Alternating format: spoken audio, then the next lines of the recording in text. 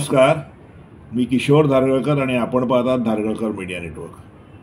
मित्रांनो, असं म्हणतात की कुत्र्याची शेपूट जी असते ना, ती वाकडी ती वाकडीच. तुम्ही तिला किती नळीत घालून सरळ करायचा प्रयत्न करा, पण ती सरळ होत नाही, ती वाकडीच असते. दिल्लीचे माजी मुख्यमंत्री केजरीवाल हे तसेच आहेत.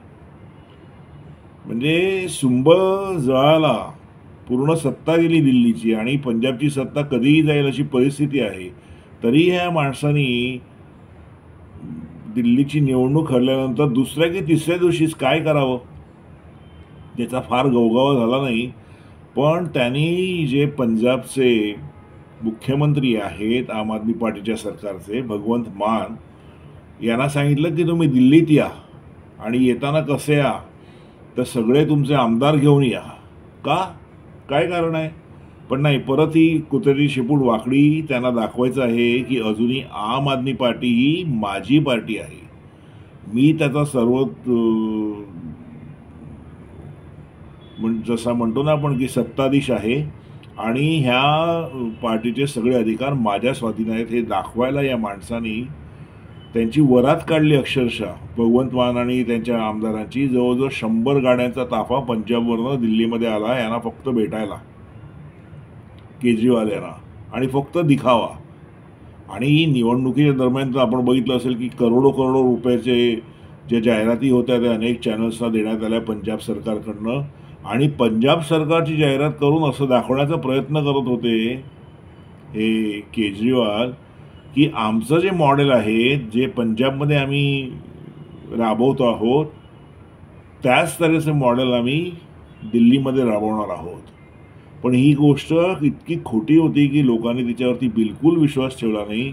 कारण जे सरकार महिलांना 1000 रुपये देऊ दरमहा असा जो त्यांनी प्रचार केलेला निवडणुकीच्या आधी पंजाबमध्ये, ते प्रॉमिस जे आहे, ते वचन जे आहे 3 वर्ष यांनी पाळलं नाही, देऊ शकले नाहीत ते या महिलांना 1000 रुपये.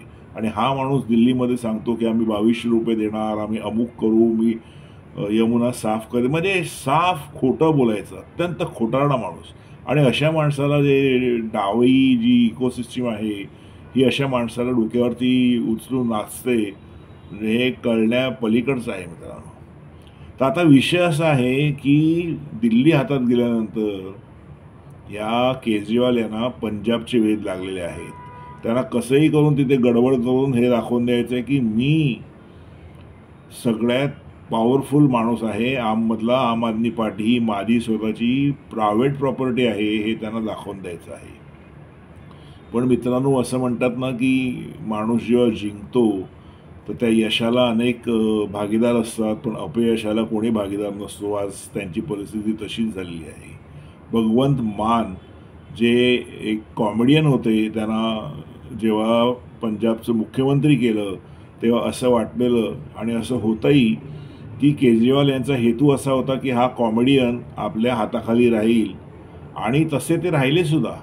पण काही वर्षापासून मित्रांनो परिस्थिती अशी बदलली, जसजसं केजरीवाल यांचं नाव भ्रष्टाचाराच्या अनेक प्रकरणामध्ये गोवलं गेलं आणि त्यांचा जो काही प्रभाव होता तो कमी व्हायला लागल्यानंतर ह्या भगवंत मान यांनी स्वतंत्रपणे तिथे आपले जे आमदार आहेत, आपचे किंवा जी जनता आहे पंजाबची, त्याच्यामध्ये आपली व्यवस्थित त्यांनी एक ज्याला म्हणतो ना की इम्प्रेशन क्रिएट केलेलं आहे. आणि आज अशी परिस्थिती आहे की जर केजरीवाल यांनी जबरदस्तीने मान यांना काढून, भगवंत मान यांना काढून जर स्वतः मुख्यमंत्रीपद घेतलं तर त्यांना अक्षरशः तिकडची जनता पळता भुईत उडे करेल अशी परिस्थिती आहे.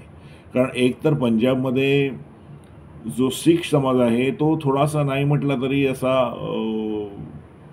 फार कोणाची पत्रास बाळगणारा समाज नाही आहे. त्यांना जे योग्य वाटतं तेच ते करणारा हा असा जो समाज आहे आणि लढाऊ समाज आहे. तो कोणालाही असा सहजासहजी आपल्यावरती तुमची पार्टी आहे म्हणून आम्ही तुम्हाला मुख्यमंत्री बनवू आणि तुम्ही आमच्यावरती राज्य कराल, आम्हाला लुटाल असं करून देणारा समाज तो नाही आहे. जागृत समाज आहे मित्रांनो. शीख समाज जो आहे तो अतिशय जागरूक आहे, राजकीयदृष्ट्या जागृत आहे.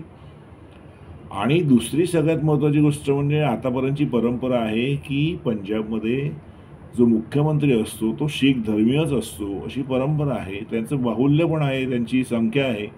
अशावेळी केजरीवाल यांना जबरदस्तीने जर त्यांनी हे मुख्यमंत्रीपद जर हिसकावून घेतलं तर निश्चितपणे एक मोठी उभी फूट जी आहे ती आम आदमी पार्टीच्या पंजाब ची जी शाखा आहे त्याच्यात पडू शकते. आणि त्याचा सुतोवाच ऑलरेडी काँग्रेसने केलेला आहे की 30 ते 32 आमदार जे आहेत आम आदमी पार्टीचे ते आमच्या संपर्कात आहे. कदाचित हे खरंही असू शकेल, कदाचित असंही असू शकेल की दिल्लीमध्ये जो विजय मिळालेला आहे भाजपाला, तर आम आदमी पार्टीचे जे आमदार आहेत त्यांच्या मनात असं कुठेतरी येऊ शकतं मेजॉरिटी आमदारांच्या मनामध्ये की आपण मोदींबरोबर जावं. असंही होऊ शकतं. त्या अँगलनी सुद्धा ती पार्टी फुटू शकते. कारण शेवटी आजच्या राजकारणामध्ये सगळ्यांना हे लक्षात आलेलं आहे की जर आपण विकास केला, खरोखरचा विकास केला जो मोदींनी केलेला आहे ठिकठिकाणी, तर आपल्याला आपलं राजकीय भवितव्य जे आहे हे सुरक्षित राहू शकतं. अशावेळी काँग्रेससारख्या पक्षाच्या बिनभरवशाच्या पक्षाच्या मागे जाण्याच्या ऐवजी तिथले आमदार कदाचित BJP बरोबर पण जाऊ शकतात. भगवंत मान यांच्या बाबतीमध्ये असं म्हटलं जातं की त्यांचे आणि अमित शहा यांचे अत्यंत घनिष्ठ संबंध आहेत. त्याच्यामुळे येणाऱ्या काळामध्ये ऑपरेशन लोटससुद्धा जे आहे त्याचा प्रयोग पंजाबमध्ये होऊ शकतो. पण एवढं मात्र निश्चित मित्रांनो की अलीकडेच नरेंद्र मोदी यांनी केजरीवाल यांचा अतिशय दारुण पराभव दिल्लीमध्ये केलेला आहे. आणि असाच पराभव केजरीवाल यांचा येणाऱ्या काळामध्ये जर त्यांनी पंजाबचं मुख्यमंत्रीपद जर भगवंत मान यांच्याकडनं हिसकावून घ्यायचा प्रयत्न केला तर भगवंत मानसुद्धा इतके पॉवरफुल आहेत. एक कॉमेडियन असतील ते पूर्वीचे, पण आता त्यांची राजकीय जी काही त्यांचा प्रभाव आहे तो पंजाबमध्ये आहे.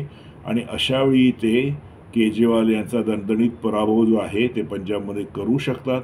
येणाऱ्या काळामध्ये जी पार्टी आहे आम आदमी पार्टी पंजाबमधली ती फुटू शकते, त्याच्यामध्ये उभी फूट पडू शकते. आणि कदाचित स्वतंत्रपणे जी आम आदमी पार्टी आहे ती भगवंत मान तिकडे चालवू शकतील किंवा काँग्रेस, त्याची शक्यता कमी आहे, पण भारतीय जनता पक्षाबरोबर हे जाऊ शकतात असं समजायला जागा आहे मित्रांनो.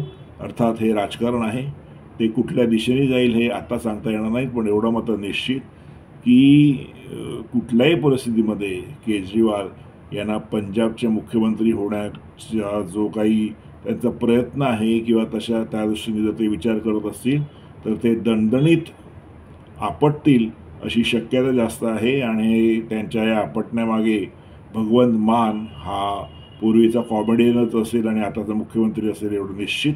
बघू मित्रांनो, घटनाक्रम जे आहेत अगदी वेगाने घडत आहेत. दिल्लीचा मुख्यमंत्री पण लवकरच ठरेल आणि त्याच्यानंतर मला वाटतं की पंजाबमध्ये बऱ्यापैकी मोठी उलथापालथ होऊ शकते. आपण बोलूच त्यावेळी.